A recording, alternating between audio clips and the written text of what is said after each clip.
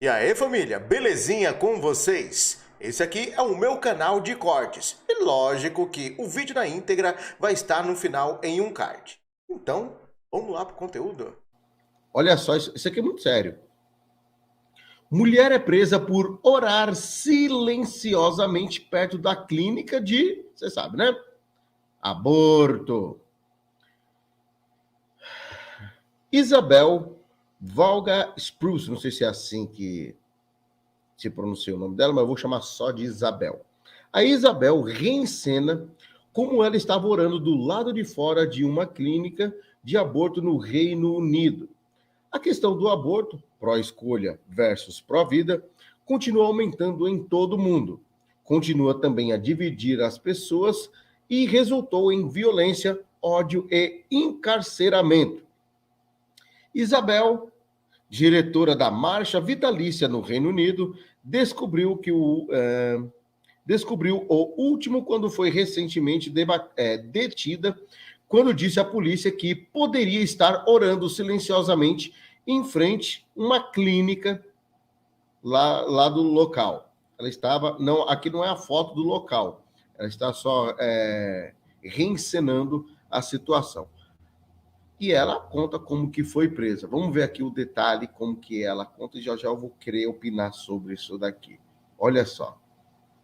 Em entrevista à Fox News, ela informou que as autoridades, restabeleceram uma zona tampão em torno das clínicas de aborto, tornando ilegal que um indivíduo se envolva em qualquer ato ou tentativa de ato de desaprovação no que se refere ao aborto.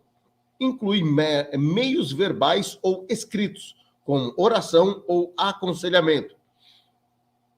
A Aliança, o lugar Defend Freedom, relatou que a polícia abordou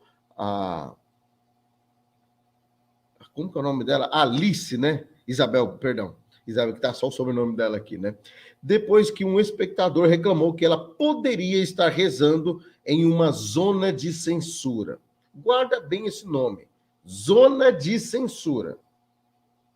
A questão do aborto tornou-se uma guerra espiritual tão grande que as pessoas acreditam que podem ler a mente dos outros. Aqui ela ressalta. É terrivelmente errado que eu tenha sido revistada, presa, interrogada pela polícia e acusada simplesmente de orar na privacidade da minha própria mente. Palavras de Isabel, E ela ressalta. Eu estava encenando a minha liberdade de pensamento, minha liberdade de religião, dentro da privacidade da minha própria mente. Ninguém deveria ser criminalizado por pensar e orar em um espaço público no Reino Unido. Minha fé é uma parte central de quem eu sou. Então, às vezes, fico de pé ou caminho perto de uma clínica de aborto e oro sobre esses assuntos. Isso é algo que eu tenho feito praticamente todas as semanas nos últimos 20 anos da minha vida. Eu oro por minhas amigas que experimentaram o aborto e pelas mulheres que estão pensando em fazê-los elas mesmas. A Fox News informou, então, que os parlamentares do Reino Unido estão considerando uma legislação para introduzir zona de censuras semelhantes em outras partes da Inglaterra e do país de Gales, a qual restringiram os voluntários pró-vida de interferir na capacidade de acessar, fornecer ou facilitar a prestação de serviço de aborto.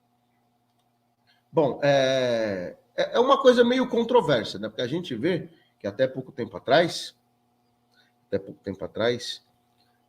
tinha um monte de gente aí lutando pela vida, O negocinho lá da China, a gente vê que tinha uma galera boa. Você não pode sair na rua, você não pode isso, você não pode aquilo. Agora é o contrário. Para defender a vida não pode. Fica meio contraditório. Mas por que isso está acontecendo? Por que isso acontece? Antes de eu externar aqui minha opinião, desejar uma boa tarde a Lu Oliveira, Nancy, Marilene Dias e também a Mônica Nascimento. Obrigado pelo carinho e atenção. Vamos lá. Essa narrativa não é nova. Isso daí é velho e é bíblico. Quando a gente começa a olhar o contexto bíblico, por exemplo, no livro de Êxodo, nós nos deparamos uma história onde aconteceu uma situação similar. As mulheres não poderiam dar à luz a homem, e era proibido. Só se fosse mulher poderia ter uma boa, se fosse homem não, porque o povo de Israel vivia em uma condição de cativo lá no Egito. Todo mundo conhece muito bem a história. Veio Moisés, o libertador, e Deus usou Moisés para fazer um grande livramento ali. O diabo conhece e ele sabe que os tempos que nós estamos vivendo, esse tempo de dificuldade, Deus levanta homens fortes. O diabo sabe muito bem disso. Existe um ditado que diz o seguinte: tempos fáceis fazem homens fracos e tempos difíceis fazem homens fortes. A coisa que o nosso inimigo mais teme são pessoas fortes, tanto o homem quanto a mulher. A coisa que o nosso inimigo mais teme, a coisa que ele mais tem medo é isso, pessoas fortes. E esse tipo de censura, eu não duvido da possibilidade de um futuro não tão distante começar aqui no Brasil. Isso mesmo que você viu. Eu não descarto essa possibilidade.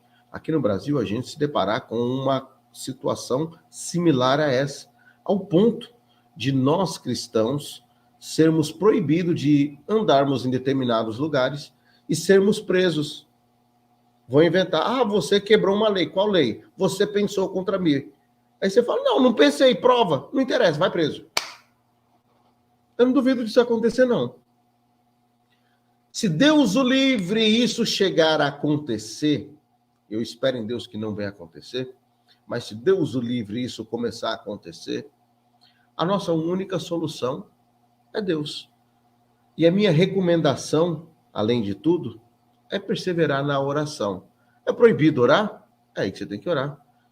Eu me recordo uma certa feita, eu trabalhava num restaurante e eu era proibido de orar. Porque eu tinha o hábito de orar antes de entrar no trabalho. Eu fui proibido. Algumas pessoas me perseguiam por eu ser cristão, e quanto mais me odiavam e me perseguiam, mais eu falava de Jesus. Lógico, a gente tem que ter uma prudência, né? Não vai ficar louvando na hora que você tem que trabalhar, né? Querendo pregar. Isso daí é falta de sabedoria. Mas eu me refiro ao quesito de eu não negar a minha fé. Não podemos negar a nossa fé. Se alguém perguntar, você está orando? Sim, por que não?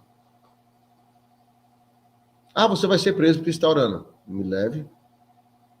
Eu me recordo do filme Prisioneiros da Fé. Inclusive, eu recomendo esse filme. Se você ainda não assistiu, eu recomendo. Eu tenho muito respeito a outros filmes de evangélicos. A gente vê aí Quarto de Guerra, tantos filmes, eu tenho muito respeito.